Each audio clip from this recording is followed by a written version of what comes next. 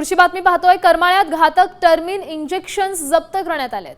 Gym मधील तरुणांना विकायचे हे घातक इंजेक्शन्स ते आता सध्या जप्त करण्यात आले। सोलापूरच्या करमाळ्यातील हा संपूर्ण धक्कादायक प्रकार आहे।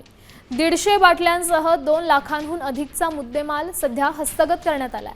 2 आरोपींना पोलिसांनी पकडलेला आहे। सोलापूरच्या करमाळ्यातून ही बातमी समोर येते।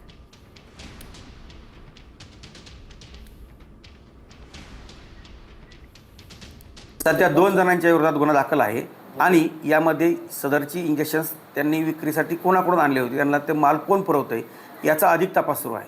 किती रुपयाचा मुद्देमाल हस्तगत आहे? आता ह्याची जी औषधांची प्युअर किंमत आहे ती MRP नुसार 49,133 रुपये आहे आणि एक बुलेट आहे जी बरोबर ती बुलेटवरून ते वाहत होते सदर सामान। जिम चालकांना सुद्धा सूचना आहे आणि विशेषतः व्यायाम करणाऱ्या देखील तरुणांना सूचना आहे की असा शॉर्टकटचा वापर करू नका जेणेकरून तुमच्या पुढील आयुष्याला त्रास होणार आहे।